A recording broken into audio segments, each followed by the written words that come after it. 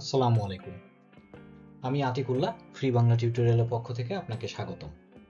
তো আজকে রিমোট জবের দ্বিতীয় পর্বে আমরা আলোচনা করব যে রিমোট জবে অ্যাপ্লাই করার জন্যে আমাদের আগে নিজেদেরকে কিভাবে প্রিপারেশন নিতে হবে, কিভাবে তৈরি করতে হবে, এই জিনিসগুলো নিয়ে আমরা কথা বলবো এবং কি কি জিনিস লাগবে এই ব্যাপারগুলো নিয়ে। সো রিমোট জবের ক্ষেত্রে প্রথমেই আমাদের যে জিনিসটা দরকার পড়বে সেটা হচ্ছে রিজিউমি। রিজিউমি আগে যেটা হতো সেটা হচ্ছে যে আমরা একটা যে কোনো ধরনের একটা রিজিউমি টেমপ্লেট এমএস ওয়ার্ডে নিতাম এবং সেই রিজিউমিটা আমরা তৈরি করে আমাদের মতো করে যেভাবে যে ডাটাগুলো ফিল আপ করা দরকার ছিল সেইভাবে ডাটা ফিল আপ করে আমরা রিজিউমিটা তৈরি করে ফেলতাম। এআই আসার পর এখন ম্যাক্সিমাম কোম্পানিগুলো তাদের রিজিউমিগুলো ম্যানুয়ালি চেক করা বাদ দিয়ে এআই এর মাধ্যমে সেইগুলো চেক করে। তো যেহেতু এআই এর মাধ্যমে চেক করে সেই জন্য এখানে এটিএস ফরম্যাটটা এআই খুব সুন্দরভাবে রিড করতে পারে। সো আপনি যদি সিরিয়াসলি জবে অ্যাপ্লাই করার জন্য নিজেকে প্রস্তুত করতে থাকেন তাহলে আপনার প্রথম এবং প্রধান কাজ হবে আপনার রিজিউমিটাকে এটিএস ফরম্যাটে তৈরি করা। বর্তমানে এআই এর যুগ। সো আপনি চ্যাট জিপিটি, ক্লড ওদেরকে যদি বলেন দিস ইজ মাই রিজিউমি এবং তুমি এটাকে এআইতে এটিএস ফরম্যাটে, এটিএস ফ্রেন্ডলি ফরম্যাটে কনভার্ট করে দাও, তারা উইদিন 2 মিনিটসের মধ্যে আপনাকে সেটা করে দিবে। এখন এটিএস ফরম্যাট যদি আপনি রিজিউমি না করেন তাহলে দেখা যাবে এআই যখন রিজিউমিগুলো বেস্ট ম্যাচ করার জন্য শর্টলিস্ট করতেছে শুরুতেই আপনি ওইখান থেকে বাদ পড়ে যাবেন। সো মেক শিওর যে আপনার রিজিউমিটা এটিএস ফ্রেন্ডলি এবং সাদা কালো ফরম্যাটে তৈরি করা। অনেকেই আমরা দেখেছি যে বিভিন্ন ধরনের অনেক স্টাইল বাজারে আছে, বাম পাশে ডান পাশে 2-3টা কলাম তৈরি করে তারপরে ছবি টবি দিয়ে তারপরে এটার মধ্যে আবার অনেক রকমের ডিজাইন করে এবং অনেক কালারফুল রিজিউমি তৈরি করে। অ্যাকচুয়ালি ফর দ্য প্রফেশনাল এবং ফর্মাল রিজিউমির ক্ষেত্রে আমরা সবসময় আসলে চাই সাদা কালো এটিএস ফ্রেন্ডলি রিজিউমি, যেটা ইজি টু রিড এবং আমার পয়েন্টগুলো যে জিনিসগুলো আমার দরকার আমি সহজে যেন খুঁজে পাই। সো এই ব্যাপারটা আপনারা সবাই মাথায় রাখবেন। আর রিজিউমি চেষ্টা করবেন যতটা সম্ভব কেপিআই নির্ভর যেন তৈরি হয়। এটিএস ফরম্যাটের মূল ভিত্তিই হচ্ছে কেপিআই নির্ভর রিজিউমি তৈরি করা। ফর এক্সাম্পল আপনি গত অফিস, যে আগের অফিসে চাকরি করতেন সেই অফিসে আপনার রিজিউমিটা কি ধরনের, মানে কি তাদেরকে আউটপুট দিয়েছেন, তারা আপনাকে পেয়ে কতটা বেনিফিটেড হয়েছে, ওই কোম্পানির আপনি কতটা বেনিফিট এনে দিতে পেরেছেন, এই টাইপের রিজিউমি থাকবে। ফর এক্সাম্পল আপনি একজন গ্রাফিক ডিজাইনার, সো আপনি গ্রাফিক ডিজাইনার হিসেবে আগের কোম্পানিকে গ্রাফিক্যাল ডিজাইনের মাধ্যমে কতটুকু ইমপ্রুভমেন্ট এনে দিতে পারছেন, তার ব্যবসার কতটুকু বেনিফিট করে দিতে পারছেন, এই জিনিসগুলোই আসলে আপনার রেসপন্সিবিলিটি প্লাস আপনার কেপিআই নির্ভর ডেসক্রিপশন হিসেবে এক্সপেরিয়েন্সের মধ্যে আপনি যোগ করবেন। আর ব্যক্তিগত তথ্য যেগুলো আছে একটা নির্দিষ্ট ফরম্যাটে আপনি রাখবেন এবং সেটাও যেন একটা শর্ট হয়ে থাকে। সো রিজিউমি জাস্ট 10-15 পেজের একটা রিজিউমি বানালেই আপনি একজন খুব ভালো এক্সপেরিয়েন্সড জব সিকার, এটা আসলে ঠিক না, এবং আপনি পারফেক্ট ক্যান্ডিডেট এটাও বলা ঠিক না। সো এই বিষয়গুলো মাথায় রেখে রিজিউমিটা তৈরি করবেন। আর সবচেয়ে বড় কথা হচ্ছে একটা ভালো ফরম্যাট এটিএস ফরম্যাটে রিজিউমি তৈরি করার রুলসগুলো কি, এআই আছে, আপনি ইজিলি এটা বের করে নিতে পারবেন। শুধু এটা নিয়ে আমি আর সময় নষ্ট করতে চাচ্ছি না। দ্বিতীয় যে বিষয়টা সেটা হচ্ছে LinkedIn profile. Nowadays maximum recruiter, specially international রিক্রুটাররা আপনার লিঙ্কডইন চেক করে এবং চেক করে দেখে যে আপনি কোথায় কোথায় কিভাবে কাজ করছেন, আগের কাজগুলো কেমন ছিল, তাদের কাজের পোর্টফোলিও কি, আপনি যে কাজ করেছেন সেগুলোর কেস স্টাডি কেমন, এভরিথিং এই জিনিসগুলো আপনাকে চেক করে। সো লিঙ্কডইন প্রোফাইলটা আপ টু ডেট রাখাটা অনেক ইম্পর্টেন্ট এবং সেখানে স্পেসিফিক যে কেপিআই নির্ভর রিজিউমের মধ্যে যেরকম ভাবে তৈরি করছেন ঠিক একইভাবে এক্সপেরিয়েন্স এবং কেস স্টাডিগুলোর মধ্যে ওই রিলেটেড পোস্ট এবং ডাটাগুলো দিয়ে ফিল আপ করাটা বুদ্ধিমানের কাজ হবে। Then platform selection. Not actually selection, platform sign up করা। যেমন আপনাকে লিঙ্কডইনে সাইন আপ করতে হবে, ইনডিডে সাইন আপ করতে হবে, ইভেন আপনি গুগলে রিমোট জব যেগুলোতে পাওয়া যায়, যত ধরনের প্ল্যাটফর্ম আছে, আপনাকে সব ধরনের প্ল্যাটফর্মগুলোতে সাইন আপ করতে হবে। এখন আমি একদম ভিডিওর লাস্ট 5 নম্বর চ্যাপ্টারে এসে এই ব্যাপারটা নিয়ে আরেকটু ডিসকাশন করব, বাট এর আগে আমি একটু বলে রাখি, আপনি হয়তোবা প্রায়োরিটি দিবেন একটা বা দুইটা প্ল্যাটফর্মে বা 3-4টা প্ল্যাটফর্মে, এর বেশি না, কিন্তু আপনাকে যত প্ল্যাটফর্ম আছে সব প্ল্যাটফর্মেই সাইন আপ করে রাখতে হবে, বিকজ আপনি নিজেও জানেন না কোনটাতে আপনি আসলে ভালো করতে পারবেন। সো সেজন্য আপনাকে সবগুলো প্ল্যাটফর্মে তৈরি প্রোফাইল সাইন আপ করে রাখতে হবে। এবং এটার জন্য আপনি একটা গুগল শিট মেনটেন করতে পারেন, যে কোন প্ল্যাটফর্মের user name, password, email address কি দিয়েছেন, লাস্ট কবে আপডেট করেছেন, এবং সেইগুলো রেগুলার আপডেট করা, এই জিনিসগুলো মাথায় রাখতে হবে। দেন চিন্তা করতে হবে আপনার টার্গেটেড জব কি, আপনি কোন ইন্ডাস্ট্রিতে আছেন, কোন কান্ট্রি, কোন টাইম জোন, কোন স্যালারি রেঞ্জে আপনি আসলে কাজ করতে চাচ্ছেন, সেটাকে আগেই আপনাকে ডিফাইন করে ফেলতে হবে, এবং ওই ডিফাইন করে আপনাকে জবে অ্যাপ্লাই শুরু করতে হবে। সো এটাকেও আপনাকে আগে নির্বাচন করতে হবে। দেন আসি, আবার এটাও আমি আপনাকে বলে রাখি যে যখন আপনি ইন্টারন্যাশনাল জবে অ্যাপ্লাই করছেন, স্বাভাবিকভাবে বাংলাদেশের জবের টাকার তুলনায়, স্যালারির তুলনায় ইন্টারন্যাশনাল জবের স্যালারি তুলনামূলকভাবে বেশি হবে। সো এখন কারো যদি কনফিডেন্স লেভেল কম থাকে কিন্তু তার এক্সপিরিয়েন্স অনেক বেশি, ধরেন আপনার 5-7 বছরের এক্সপিরিয়েন্স আছে, তার মানে আপনার উচিত হবে সিনিয়র বা মিড লেভেলের জবগুলোতে অ্যাপ্লাই করা। এখন আপনি দেখতে পারতেছেন বাংলাদেশের স্যালারির তুলনায় জুনিয়র স্যালারিতেই অলমোস্ট ডবল স্যালারি পাওয়া যাচ্ছে। সো আপনার ওই ডবল স্যালারির অ্যামাউন্ট দেখে আপনি ভয়ে কনফিডেন্স হারিয়ে ফেললেন, এবং আপনি মিড লেভেল থেকে বা সিনিয়র লেভেল থেকে 5 বছরের এক্সপিরিয়েন্স থাকা সত্ত্বেও জুনিয়র বা ইন্টার্ন লেভেলে যদি আপনি অ্যাপ্লাই করেন, তখন আপনি বাদ পড়ে যাওয়ার সম্ভাবনা অনেক বেশি, বিকজ অফ তখন ক্লায়েন্ট বা রিক্রুটার অলরেডি বুঝে ফেলবে যে you are not confident in your position. So এই ব্যাপারটাও মাথায় রাখতে হবে। দেন হচ্ছে পোর্টফোলিও। এই পোর্টফোলিও নিয়ে আমরা আরো বিস্তারিত পরের পর্বগুলোতে আলোচনা করব, বাট পোর্টফোলিওটা অনেক ইম্পর্টেন্ট, এটাকে আপনাকে খুব মাথায় রেখে কাজ করতে হবে, এবং যত সুন্দর পোর্টফোলিও আপনি বানাতে পারবেন, আপনার জন্য জব পাওয়াটা বা রিক্রুটারদেরকে কনভিন্স করাটা আপনার জন্য তত বেশি ইজি হবে। এরপর হচ্ছে কভার লেটার। কভার লেটার, যে আপনি যখন একটা কোম্পানিতে অ্যাপ্লাই করবেন, অ্যাপ্লাই করার পর অ্যাজ এ ক্যান্ডিডেট আপনি যখন ওই কোম্পানিকে রিজিউমিটা সাবমিট করবেন, ওইখানে একটা কভার লেটার দেওয়া থাকে, যেই কভার লেটারে আপনি just within few lines, within few sentence আপনার নিজেকে এক্সপ্রেস করতে হয়। সো এই কভার লেটারটা অনেক ইম্পর্টেন্ট, এবং এই কভার লেটারটা কখনোই জেনেরিক হওয়া উচিত হবে না। সো আপনার জব ডেসক্রিপশন পড়ার পর আপনার পজিশন অনুযায়ী, আপনার যে রিকোয়ারমেন্ট রয়েছে সেই অনুযায়ী আপনার কভার লেটারটা লিখতে হবে। এবং আমরা পরবর্তী 6 নম্বর পর্বে অবশ্যই দেখব যে আমাদের কভার লেটারটা আমরা কিভাবে অটোমেটেড ভাবে এআই দিয়ে জেনারেট করে ফেলতে পারি, বাট এটা মাথায় রাখতে হবে যে কভার লেটারটা অনেক বেশি ইম্পর্টেন্ট। দেন হচ্ছে ইংলিশ কমিউনিকেশন, যে স্বাভাবিকভাবেই ইন্টারন্যাশনালি যেহেতু অ্যাপ্লাই করছেন, সো আপনাকে ইংলিশ কমিউনিকেশনটা মাথায় রাখতে হবে, গ্রামাটিক্যাল ভুল এবং আদার্স যে ফরম্যাটিং, এই জিনিসগুলো মাথায় রেখে কাজ করতে হবে। তবে অতিমাত্রায় এআই রিলেটেড কন্টেন্ট ব্যবহার করা উচিত হবে না, কারণ এআই এর কন্টেন্টের স্ট্রাকচারগুলো কেমন, ইমোজি কেমন আসে, ফরম্যাট কেমন আসে, এগুলো আমরা সবাই অলরেডি কম বেশি জানি। সো কন্টেন্টের স্টাইল, ফরম্যাটিং দেখেই বোঝা যায় যে এটা এআই নাকি হিউম্যান রিটেন। সো আপনাকে চেষ্টা করতে হবে এআই রিলেটেড জিনিসপত্রগুলো কালেক্ট করে নিজের মতো করে লেখা, কিন্তু সেই নিজের মতো লেখাতে গিয়েও যেন আপনার গ্রামাটিক্যাল বা আদার কোনো ভুলভ্রান্তি না হয়, বা কথার মিনিং যেন আবার চেঞ্জ না হয়ে যায়। তো সেই ক্ষেত্রে আমরা হয়তো বা গ্রামারলি অথবা কোরেল বোর্ড, এই ধরনের যে আরো অনেক ধরনের রিটেন রাইটিং সফটওয়্যারগুলো রয়েছে, টুলগুলো রয়েছে, সেগুলো আমরা ব্যবহার করতে পারি।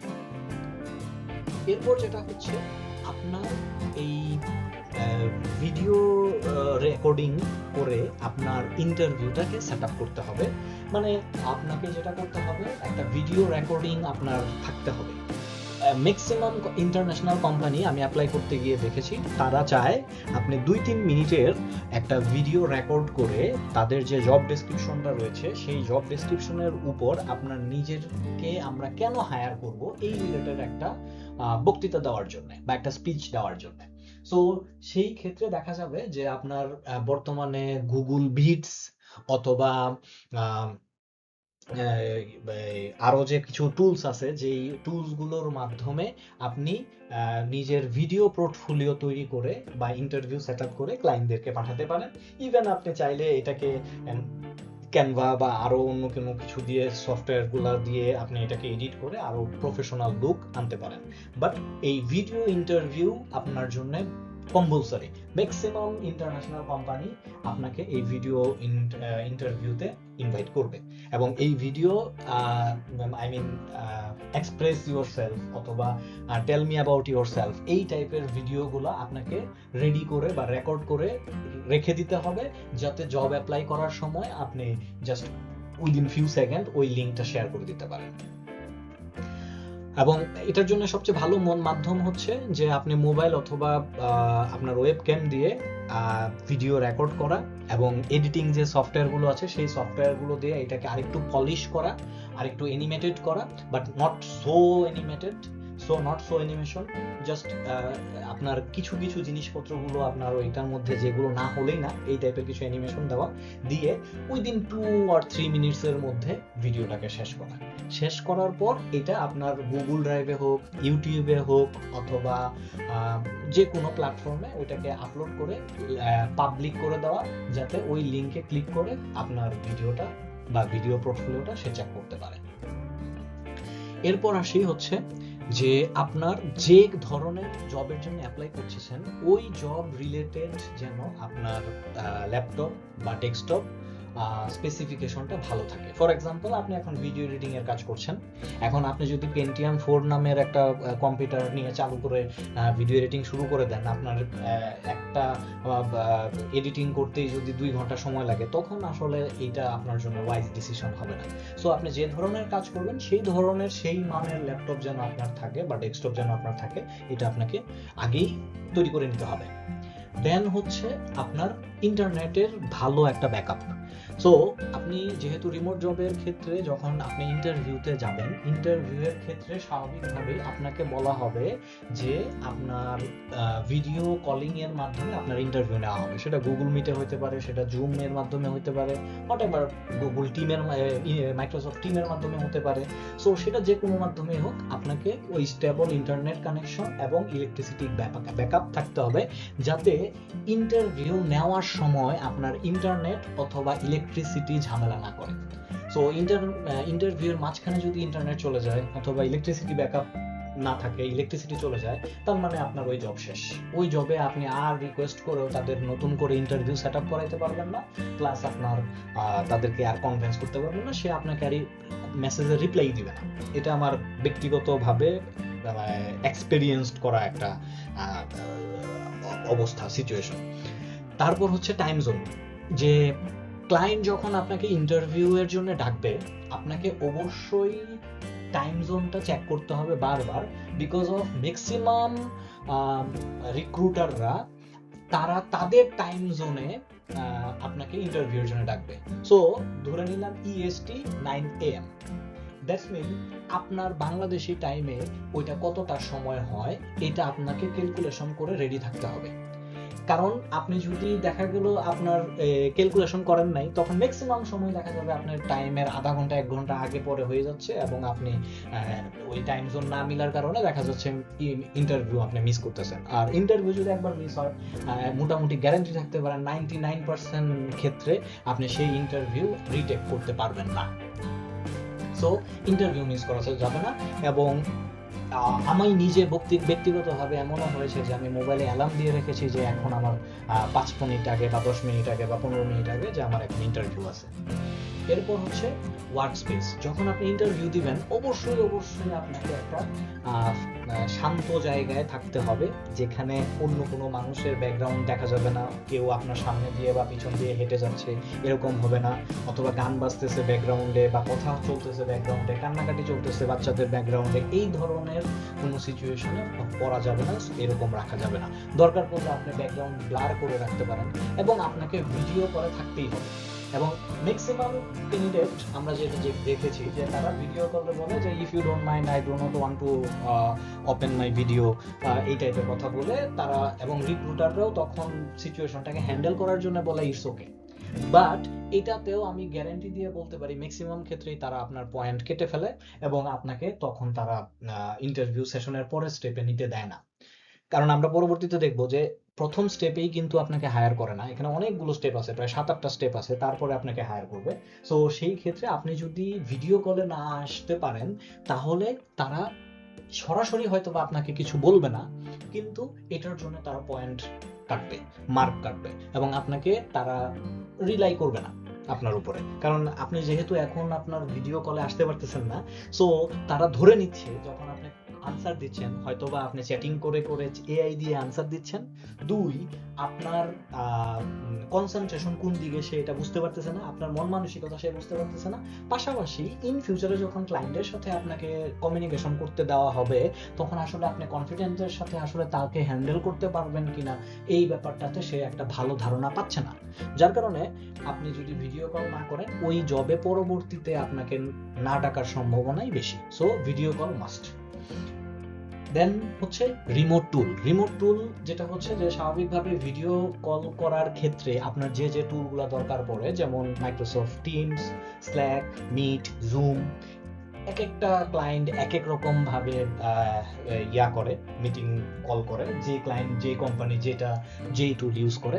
সো আপনাকে শুরু থেকেই ওই ধরনের সব ধরনের সফটওয়্যার আপনার পিসিতে ইনস্টল থাকতে হবে। আপনাকে কারণ আপনাকে তো আর ইন্টারভিউ এরকম বলবে না যে উইদিন 5 মিনিটস বা উইদিন 2 মিনিটসের মধ্যে তোমার ইন্টারভিউ। তারা ইন্টারভিউর জন্য আপনাকে মিনিমাম 2 দিন বা 3 দিন আগে জানাই দেওয়া হবে। তো যেহেতু 2 দিন বা 3 দিন আগে জানাই দিবে, এর আগে যত রকমের টুলস আপনার ইনস্টল করে রাখা দরকার ফ্রিকোয়েন্টলি ইন্টারভিউ নেওয়ার জন্য, আগে থেকেই ওইগুলোর প্রিপারেশন নিয়ে রাখা উচিত। এরপর হচ্ছে সিকিউরিটি। যেমন আমাদের ম্যাক্সিমাম ক্ষেত্রে দেখা যায় অনেক সময় আপনার ইন্টারভিউ অ্যাটেন্ড করার সময় বিভিন্ন ধরনের সিকিউরিটি কনসার্ন থাকে। সেই সিকিউরিটি কনসার্ন যেমন দেখা গেল যে আমি লগ ইন হতে পারতেছি না, আমার পাসওয়ার্ড চাচ্ছে, অমুকটা চাচ্ছে, তমুকটা চাচ্ছে, এই যে বিষয়গুলো, এই জিনিসগুলো আগে থেকেই প্রিপারেশন নিয়ে সেট আপ করে রাখা উচিত। পেমেন্ট সেটআপের ক্ষেত্রে আপনার তাদের সাথে বার্গেনিং করা যাবে না, কারণ কোনো কোম্পানি আপনার মতো চলবে না, আপনার ওই কোম্পানির মতো চলতে হবে। সো দেখা গেল ক্লায়েন্ট বলতেছে যে তুমি এটা অবশ্যই একদম শেষের দিকে আসবে, ইন্টারভিউ সেশনের শেষের দিকে। সো ক্লায়েন্ট আপনাকে যদি বলে যে আমি তোমাকে ওয়াইজে পেমেন্ট করতে যাচ্ছি বা পায়োনিয়ারে পেমেন্ট করতে যাচ্ছি, হোয়াটএভার যে মাধ্যমে বলবে, আপনার চেষ্টা থাকবে ওটাকেই অ্যাকসেপ্ট করে নেওয়া। কিন্তু এখন যদি সেটা একেবারেই অপারগ হয়ে থাকে, যেমন ফর এক্সাম্পল পেপাল বাংলাদেশে নাই, এখন ক্লায়েন্ট বলতেছে আমি পেপাল ছাড়া অন্য কোনো ভাবে দিতে পারতেছি না, তখন অবশ্যই আপনাকে এটা বুঝায় তাকে বলতে হবে। কিন্তু চেষ্টা করার লাগবে যে তারকে যেন কোনো ধরনের বার্গেনিং করা না লাগে, বিকজ অফ ম্যাক্সিমাম কোম্পানিগুলা তাদের একটা স্ট্রিক্ট রুলস থাকে যে আমরা এইভাবে পেমেন্ট দিব, সো তুমি এইভাবে পেমেন্ট নিলে নাও, না নিলে না। একটা কথা মনে রাখতে হবে যে এই পেমেন্ট নিয়ে কখনো বার্গেনিং করা যাবে না, এবং বাংলাদেশের কোম্পানিগুলোর মতো তারা মাছের বাজারের মতো এগুলো বার্গেনিং করে না। আপনি ধরেন জব অ্যাপ্লাই করার সময় $1200 চাইলেন যে আমাকে $1200 পার উইক বা পার মান্থ স্যালারি দিতে হবে, সো আপনি ইন্টারভিউতেও কিন্তু ওই $1200 রাখবেন। এখন অনেক সময় আমাদের এরকম হয়, যেটা আমার শুরুর দিকে আমার এই কাজটা হতো, সেটা হচ্ছে আমি একটা জবে অ্যাপ্লাই করছি $1000, আরেকটা জবে অ্যাপ্লাই করছি $2000, আরেকটার মধ্যে ধরেন $3000, আরেকটার মধ্যে $1500। এখন যখন ইন্টারভিউতে ডাকছে আমি ভুলেই গেছি এই যেইটাতে ইন্টারভিউতে ডাকছে ওটাতে আমি কত ডলারে অ্যাপ্লাই করছিলাম। তো এই জন্য আমি যেটা করতাম, গুগল ডকে একটা শিট মেনটেন করে আমি ওইটা লিখে রাখতাম কোনটার মধ্যে আমি কত ডলারে করতাম, এবং পরবর্তীতে যেটা করছি যে আমি একটা স্পেসিফিক অ্যামাউন্ট সেট করে ফেলছি যে আমাকে আসলে $100 আমি থাকবো, এর নিচেও নামবো না, কমও নামবো না। সো ধরে নিলাম এটার ক্ষেত্রে আপনি $2000, সো আপনি $2000 পার মান্থ জব করবেন, কথার কথা। সো আপনি ওই $2000 সব জবের মধ্যে ওইটাতেই অ্যাপ্লাই করবেন, কমও না বেশি না। সো আপনি যখন জিজ্ঞেস করা হবে আপনি কত টাকা চান, তখন আপনি সেটাই করবেন। এবং এই জিনিসগুলো নিয়ে তারা সচরাচর খুব বেশি একটা বার্গেনিং করে না। তবে হ্যাঁ, কিছু থার্ড পার্টি আছে, তারা এই ব্যাপারগুলো নিয়ে স্যাসরামির করে, বার্গেনিং করে। কিন্তু যারা প্রফেশনাল রিক্রুটার, তারা আসলে ওই যে $2000 আপনি যখন জবে অ্যাপ্লাই করার সময় বলছেন, তো ওইটা দেখে ওইটা মাইনেই তারপরে আপনারা রাখছে। সো তারা সচরাচর এটা নিয়ে বার্গেনিং করে না, করলেও খুবই খুবই স্লাইট। আচ্ছা, এরপর হচ্ছে আপনার ডকুমেন্টস। বিভিন্ন সময়, বিশেষ করে শেষের দিকের স্টেজগুলোতে, কারণ আপনার এক একটা ইন্টারভিউতে 7-8টা স্টেজ থাকে, তো শেষের স্টেজগুলোতে এমপ্লয়মেন্ট বিভিন্ন ধরনের ডকুমেন্টস তারা চায়, যে আগের অফিসের এনওসি আছে কিনা, আপনার এডুকেশনাল সার্টিফিকেট গুলো দেখতে চায়, পাসপোর্ট এনআইডি দেখতে চায়। সো এই জিনিসগুলো আপনাকে রেডি রাখতে হবে এবং ওইভাবে আপনাকে সাবমিট করতে হবে। এরপর বিভিন্ন কোম্পানি আছে, সব কোম্পানি যে রিয়েল হবে তাও না। সো অনেক কোম্পানি আছে ফেক, এটা নিয়েও আমি কথা বলবো। বাট যখনই আপনি কোনো জবে অ্যাপ্লাই করবেন, খেয়াল রাখবেন ওই জবে অ্যাপ্লাই করার আগে আপনি চেক করে দেখবেন যে এই কোম্পানিটা আসলে কতটা রিয়েল। আপনি যদি তার সোশ্যাল মিডিয়া প্রোফাইলগুলো দেখেন, তার ওয়েবসাইটগুলো দেখেন, এবং তার phone number, email address, others LinkedIn profile, Facebook profile, এগুলো যদি দেখেন, তাহলেই মোটামুটি একটা ভালো আইডিয়া হয়ে যাবে যে এই কোম্পানিটা কতটা রিয়েল, কতটা ফেক। সো রিয়েল কোম্পানিগুলোর ভাবসাবে অন্যরকম থাকবে, দেখলেই আপনি বুঝবেন। আর যেগুলো ফেক কোম্পানি, দেখবেন ওয়েবসাইট ভাঙ্গা, ফেসবুকে 100 বছর আগে একবার পোস্ট করা হয়েছিল, এরপর আর কোনো খবর নাই, লিঙ্কডইন ঠিক মতনে নাই, হ্যাঁ, কয়টা পেজ, কয়টা পিপল ওই কোম্পানিতে চাকরি করে, এই ধরনের কিছু নাই। সো তখন আপনি বুঝবেন যে এই কোম্পানি কোনো একটা ঝামেলা আছে। আচ্ছা, এরপর হচ্ছে interview preparation. Of course very important, যে আপনি যখন ইন্টারভিউ দিতে যাবেন, তখন ইন্টারভিউ নেওয়ার আগেই 15-20 মিনিট আগে থেকেই আপনি আপনার যে স্পেস, যেখানে বসে ইন্টারভিউ দিবেন, সেটাকে ঠিকঠাক করবেন। ব্যাকগ্রাউন্ড ব্লার করবেন নাকি ঠিক রাখবেন, ঠিক রাখলে কি কি জিনিস ব্যাকগ্রাউন্ডে দেখা যাচ্ছে, এটা ঠিকঠাক করা। তারপর যেটা হচ্ছে আপনার ক্যামেরা, ওয়েবক্যাম ঠিকঠাক মতন আছে কিনা, ইন্টারনেট কানেকশন স্টেবল আছে কিনা, ল্যাপটপের কানেকশন ঠিকঠাক আছে কিনা, নাকি ইন্টারভিউ দিতে দিতে মাঝখান থেকে হুট করে দেখবেন যে ল্যাপটপের চার্জ শেষ, এই জন্য ল্যাপটপ বন্ধ হয়ে গেছে, সো বা কারেন্ট চলে গেছে, এই ধরনের সবকিছু আগে। তারপরে দেখা গেল জুম মিটিং এ ডাকছে, জুম সফটওয়্যার আপনার ইনস্টল করা নাই, তো ব্রাউজার দিয়ে ঢুকতে চাইছেন, ওইটার মধ্যে আবার এক ঝামেলা হয়ে গেছে, কিছু একটা হয়েছে। এরকম এই ধরনের বিষয়গুলো ইন্টারভিউয়ের আগেই সব সেরে, মাইক টাইক দেখা গেল আপনি হ্যালো হ্যালো করতেছেন, ওই পাশে কথা শোনা যাচ্ছে না, সো মাইক টেস্টিং, তারপর ভিডিও টেস্টিং, ডিভাইস টেস্টিং, এই জিনিসগুলো ইন্টারভিউয়ের 5-10 মিনিট আগে রেডি করে থাকবেন। এবং ইন্টারভিউয়ের যে কমন যে কোয়েশ্চেনগুলো আছে, এফএকিউ যাকে বলে, যে আপনাকে প্রথমে জিজ্ঞেস করবে তোমার নাম কি, তারপর তোমার সম্বন্ধে কিছু একটা বলো। সো ওই সময় ওই কথাগুলো মিটিংয়ের ইন্টারভিউয়ের 10-15 মিনিট আগে আপনি একটু ঝালাই করে রাখবেন, এবং খেয়াল রাখবেন ওই কথাগুলো যেন মুখস্থ রোবটের মতো না হয়ে যায়। এরপর যেটা হচ্ছে অ্যাপ্লিকেশন ট্র্যাকিং। অ্যাপ্লিকেশন ট্র্যাকিং এর কথা অলরেডি কিন্তু আমাদের এখানে চলেই আসছে, যে আমরা যখন বিভিন্ন অ্যাপ্লাই করব, কবে অ্যাপ্লাই করছেন, কত টাকা দিয়া স্যালারির জন্য বইলা অ্যাপ্লাই করছেন, কিভাবে অ্যাপ্লাই করছেন, কোন কোম্পানি, কোন ওয়েবসাইট, এই জিনিসগুলো ট্র্যাক রাখবেন।